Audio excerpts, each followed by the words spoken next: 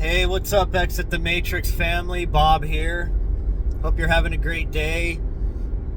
I wanted to continue on the talk about, are humans self-aware AI?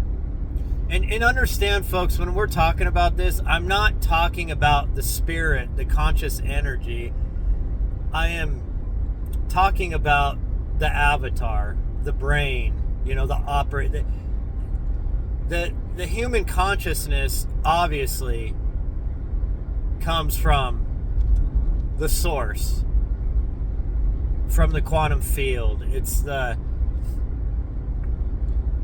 not like in the Sumerian version of Adam and Eve, they had to sacrifice one of their own to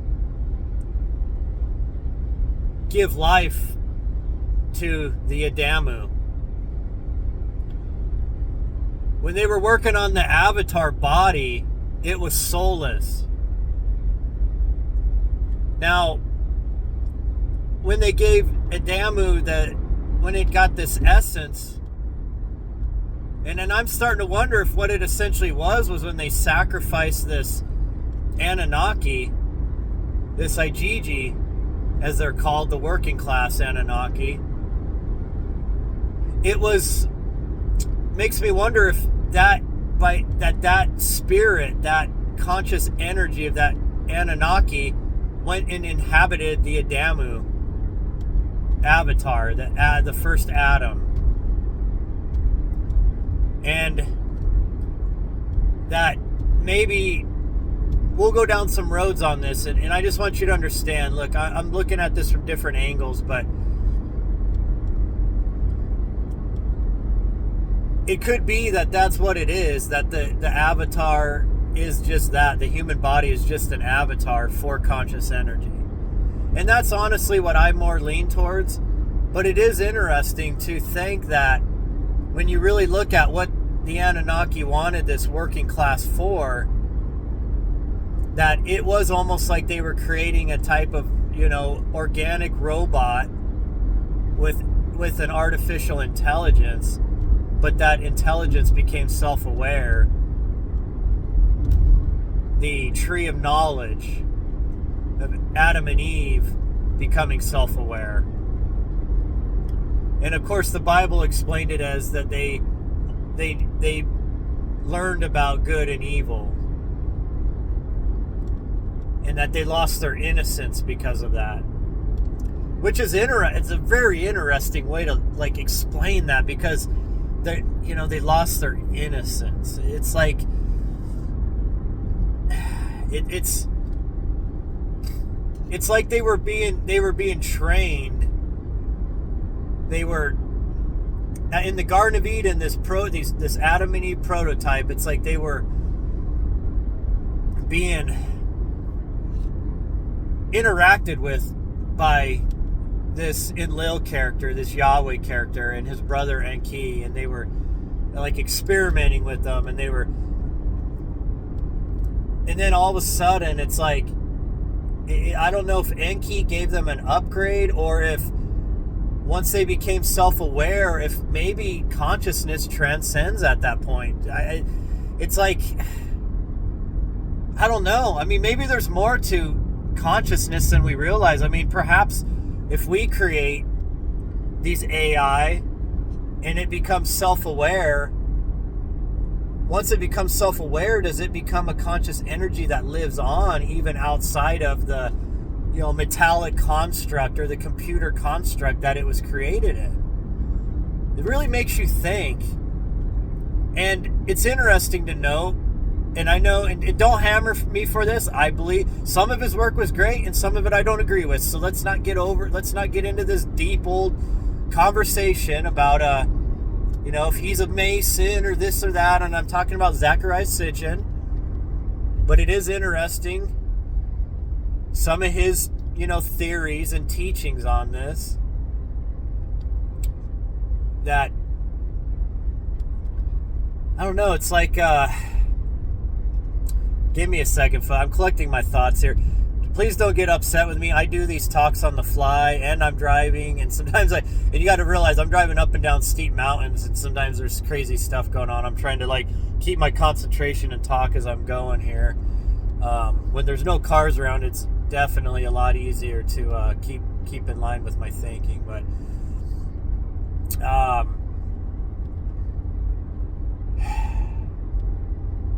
man, that vehicle really messed up my concentration. Let's refocus here, folks. Anyway, Zecharia Sitchin, obviously those of you that have followed his work, he had very interesting theories, and essentially what he was trying to do, folks, he was trying to tie all of these mythologies into the Bible version. You know, he was a devout Judean, and he, you know, studied all the ancient Hebrew. And when he started delving into all the Sumerian cuneiform and into the Egyptian mythologies and such, he was finding all these connection points that many of us are now. And he was trying to make sense of it. If you want to read or listen to an amazing work, his final amazing work, in my opinion, where he kind of wrapped it all up into one gift wrap package. It was called the Lost Book of Enki. It's very fantastical. I mean, he definitely adds a lot of technology slant to the story. It ties in Egyptian, Sumerian, and the Judean Christian version of everything. And I thought he did a fantastic job. You know, obviously this book was not written by Enki. It was his kind of final work of trying to tie all of the strings together into a story. But it's well worth the read, folks. And just so you realize, I am not basing this talk off of the Book of Enki, because a lot of it sounds similar. And that's why. Because he was taking all these various cuneiform tablets and he was trying to kind of tie it all together. And so a lot of talks by me and other people in this field that research the Anunnaki and the Sumerian, we find all the connections in all these other ancient religions. It's just that essentially you come to the same basic, connection points. And so when you read the Lost Book of Enki or listen to it, you'll notice that a lot of it sounds similar to what I've been talking about. But I want you to understand, I'm basing it off the tablets, my own interpretations. Like there's a cuneiform tablet about Enki and Ninmah, and they're drinking beer together. And it's interesting to note that the first beer recipes were written on cuneiform. That was said it was passed down by the gods. Now they're drinking together, they're hanging out, Enki and his half-sister. And there's some weird stuff that happened between Enlil. There was a love triangle going on between Enlil, Enki, and Ninmah. They were in the Anunnaki hierarchy, similar to today's royalty. They tried to protect their bloodlines, and they intermarried within their families oftentimes. It's really weird. It's described in some cuneiform, the way their hierarchy works with the Anuna. That was the original name for the Anunnaki in the older tablets.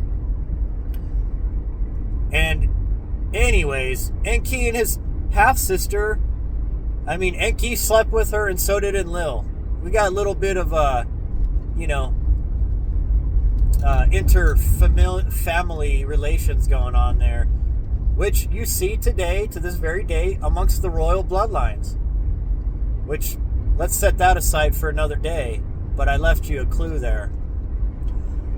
So, anyways, they're drinking beer, they're kind of flirting, they're boasting with each other. Enki's trying to one-up Ninmah, and he's trying to flirt with her and stuff, and they basically start a bet to see who can create the best human. And so they're like in a laboratory drinking while they're doing this, and they're like taking mixtures and they're adding it into the humans, and they're working on these human avatars, and they're joking because, like, you know, each of them creates this avatar and they give it the essence of life, and then it's like all decrepit, you know, like this one, you know, maybe can see, but it's missing a nose, so it has to breathe through its mouth, and it's like, and they're laughing about it, and then they put it out of its misery, and then, you know, Ninma creates one, and it's like, it like can't walk because it's got like a big old club foot, and it's like hands are webbed or something, and I mean, it's like, you read this thing, and it's like, what in the hell am I reading, man? This thing's like 4,000 years old, and it's like talking about these weird genetic experiments that Enki and Ninma are doing on these human avatars, and they're like laughing about it like it's a big joke, and, you know, and they just, it's like they keep on, like, you know, it's like they're trying to one up each other, so each avatar gets a little closer to being operational and livable. And eventually they're able to bring forth an avatar that's perfectly formed, that you know, once they give it the essence of life, which makes you wonder, were they pulling in spirits from the spirit realm? I mean, how were they doing this? But regardless, I mean, it's folks, just look at the story. This is a 4,000 plus year old story, and they're talking about genetic experiments on humans. I mean, just think about that. So, you know, when you bash Zecharia Sitchin left and right, the guy was reading the same cuneiform, and he read Genesis in the Bible. Like I said, he was a Judean. So, I mean, you got to understand, like, what conclusion would you draw from that? You know, it's interesting as hell, that's for sure. I'll tell you that. And for those of you that just say that's all demon writing and blah, blah, blah, man, people, come on, man. Let's grow up now.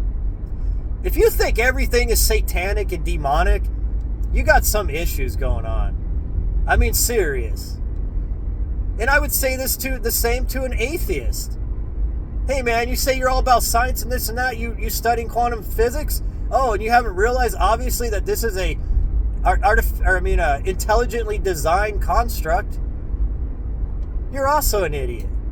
You're also brainwashed. I mean, these far left and far right people, man, they are the perfect NPC. Totally brainwashed, manipulated, and dumbed down. And they cannot think outside the box that they've been placed into. They're the perfect cattle and sheep that the system likes.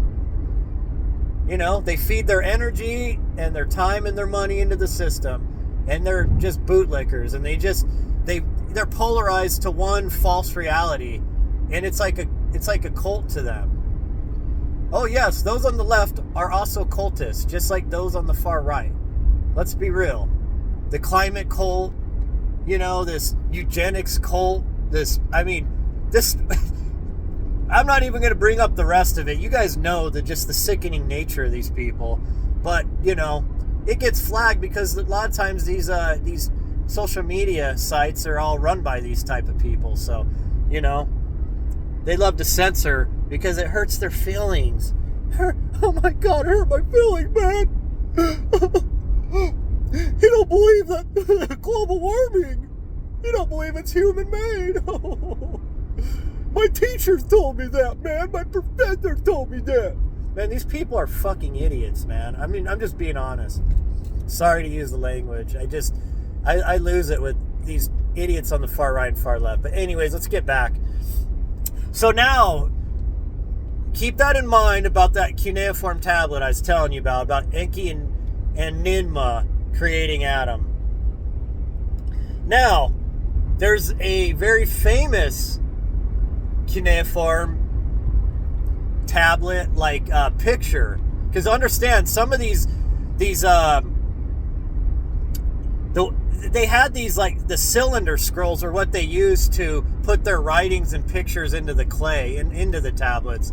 Well, there's some of these cylinders were just pictures, you know, and one of them is very famous. It's got Ninma and Enki both sitting in chairs with a table in the middle of them, And guess what happens to be in the middle of them? Yes, the tree of life. And that's really what I meant today to be about, folks. And I'm not going to get into it that deep. I'm already almost to work. Please forgive me. This is going to go on for a while. Because this is super deep, people. This is super deep. This is our origins we're talking about here. It can take some time to explain all this. You can't wrap it up in a 30-minute video. Yes, they're sitting there and they've got the tree of life in between them.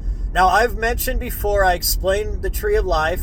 You've got to go look at these pictures yourself that were in the that were inscribed in the tablets. There's so many depictions. Even the later Assyrians, the Ahura Mazda worshippers, the Zoroastrians also carried over these same pictures, where you've got the tree of life there, and you've got the Anunnaki, the Anuna, and they're sticking devices into the tree of life, and the tree of life just happens to be in the same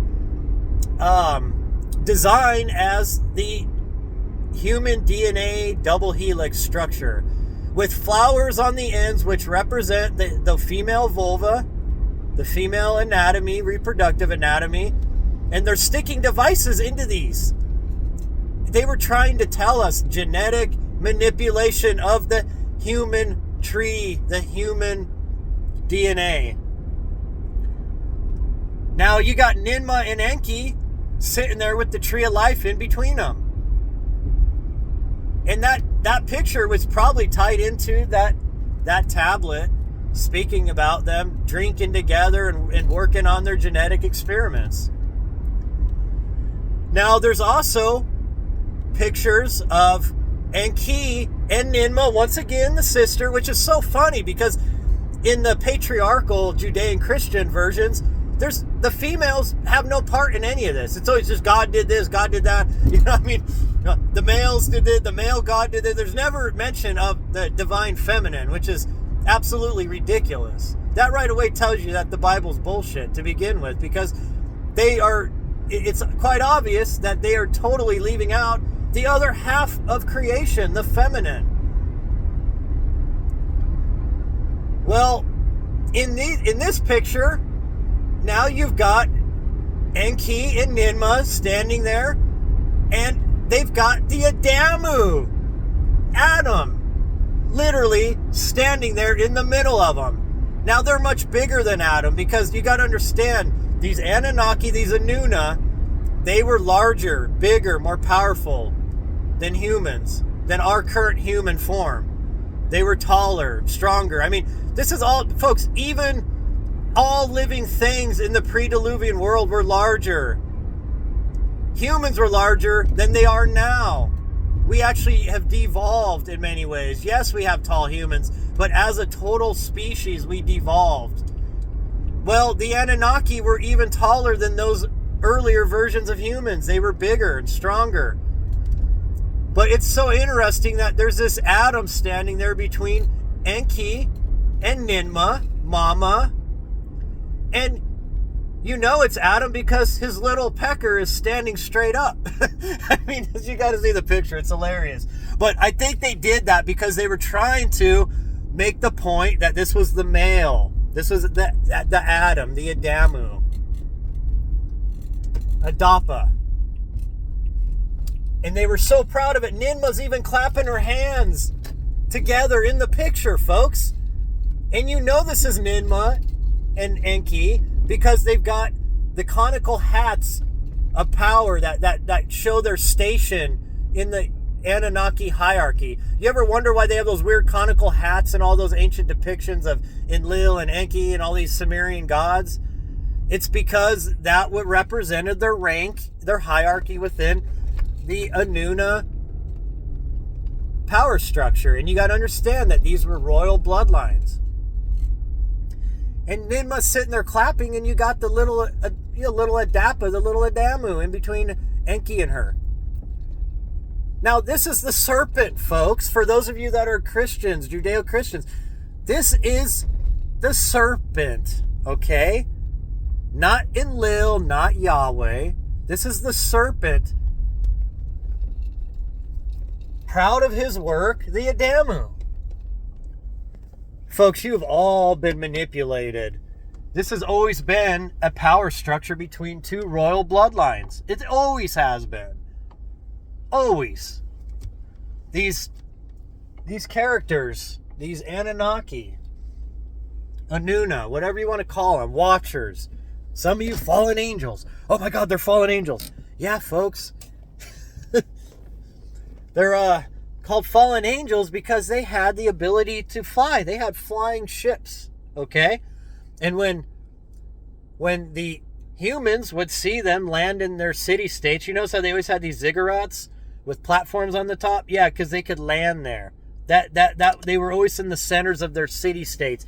And they also were worshipped. They had temples dedicated to them. They each had their own city-states that they were worshipped in, okay? And they were depicted as having wings, folks, because guess what? They had the ability to fly. Humans did not at that time, okay? And you can read the Book of Enoch. There's even different descriptions in the Bible. The wheels of Ezekiel, the chariots of fire. Book of Enoch, he's taken up in a whirlwind into this device, and they fly over the earth. Folks, it's time to wake up, folks, okay? It is absolutely time to wake up. How hard is it to connect all these dots? I mean, you can choose to be ignorant of it, but it's all there. You got to understand, your Bible, even these Sumerian tablets and stories, they're all allegories. They're all depictions. They were trying to depict these things in a way that the common man could understand what they were talking about.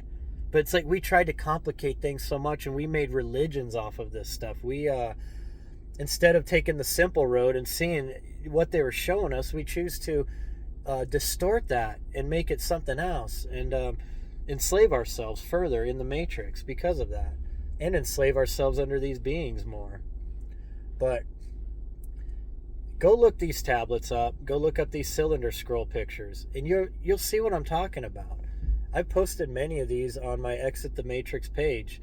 I think I'm going to start getting a lot deeper into this on my page again. The world needs to know this stuff. We need to start figuring these things out. This is our origins, folks. I mean, if you don't care about that, fine, whatever. Go do your thing. Just, live your life and worry about, paying your taxes and paying your mortgage, and, keep on that hamster wheel. And look, I'm not saying that following this information is going to get you on the hamster wheel, because let's face it, we're all stuck in this debt slavery system. But aren't you curious about the origins of humanity? Not the BS Darwin evolution theory version, the real version. I mean, literally, our ancestors were not explaining evolution. Our ancestors were explaining genetic modification of humans. And they were explaining the inception of spirits into humans. So you can all laugh at this all you want, say it's hocus pocus, whatever. Hey man, if you were dropped on the earth 3,000 years ago, you would be the clown. If you tried telling them about this Darwin shit, they would laugh at you. They would be like, what the hell is this guy talking about? Like, we have it all written down. This is all documented. And every ancient religion teaches this, including Hindu, ancient Sanskrit, the Zoroastrians, the Egyptians. Even when you go over to the Mesoamerican countries, the Incans, the Mayans, the North American Indians. Let's be real, folks. All these stories are found all around the world, and it's the same basic story that these sky gods came down, taught humans how to build civilizations, taught them all these secrets of math and science and astronomy, genetically modified humans, did experiments here, and then they disappeared. Take from it what you will. Some of you may say they're extraterrestrial, some interdimensional. I'm starting to actually hold to the theory that these were the Atlanteans, the ancient Atlantean civilization, the survivors, which would have been the ruling class, the priest class, and the military class. That were given that survived the destruction of Atlantis. And they started working on rebuilding the earth after a massive cataclysm. And they still held on to some of their technology. And perhaps over time that technology went away because they didn't have enough of their scientists and stuff left over to keep, replicating all of their stuff. And they could have just merged back in with humanity through intermarriage and interbreeding. I mean, if you look at all the stories of the ancient gods, they're always sleeping with women, right? With human women. Of course, that's where you get the Nephilim stories and all that from. You look at a lot of these, like look at King Akhenaten in Egypt. Look, elongated skulls found in Mesoamerica and Egypt, all around the world. Our story is very interesting, people, and I don't know how it doesn't fascinate you. But I'm just trying to get you some things to chew on and think about. Look, I don't have all the answers, folks. I'm just looking at this stuff and I'm trying to make sense of it, just like some of you that actually care about it. I'm not wrapped up in one book and putting all my chips on the table based on one book. To me, that's absolutely ridiculous. To you, some of you would say that I'm going to hell because I'm not wrapped up in one book. But hey, that's fine. You know what? I don't also read the Quran. I don't follow the Quran. Does that? And I'm sure Muslims would say I'm going to hell too because of that. So whatever, man. Your superstition has no effect on me. And I just hope that someday you'll start to get some insight into things. And I'm talking to those here that are so hardcore, and that's absolutely all they can believe is their Bible, because they've been put into a fear, trauma-based mindset. Because most people only hold on to that faith because of fear, because you go to church every Sunday and you're told you're going to go to hell if you don't believe in that book and you don't pray to Yeshua or to the Old Testament God, right? So anything I'm talking about this, of course you're going to see it as demonic or satanic, because that's what you've been programmed to believe. Think about it. They don't want you questioning and looking into this stuff, folks, but they're losing control over this. It used to be that all these ancient cylinder seals and these cuneiform tablets used to be kept away from the public. Just like, did you know that most people never even read the Bible? Most humans throughout all the Dark Ages and all that weren't even allowed to own a Bible. It was all controlled by the priest class. Well, imagine that, but yet some of you still say that book is the 100% truth, but yet these cuneiform tablets and even the Gnostic writings, the Nag Hammadi, look into that, they were hidden for thousands of years from humanity and just barely recently have been made their way into the public domain. So there's a reason, folks, that all this was kept from us. It's time to start waking up. Let's start looking in and delving into this stuff. I'd love to hear your thoughts on this. I swear tomorrow we are going to go into the Tree of Life deeper, okay? That's the next step. I really want to take this. But just remember, Enki and Ninmah, many depictions of them with the Adamu, many cuneiform stories of them working on humankind, genetically modifying humankind. Check out the story I told you. If I'll try to get the link in this video to that cuneiform tablet that Enki and Ninmah creating Adam. It's really bizarre, but it's really interesting, because you got to understand, how did people, Sumerians back then that were working on these tablets, have any inkling of genetic modifications, of these experiments being done? It's very interesting, very advanced talk there. And this is for supposedly a civilization that just came out of hunter-gatherer, So anyways, guys, I love you guys. I appreciate you guys, and I gotta go, so I'll talk to you later.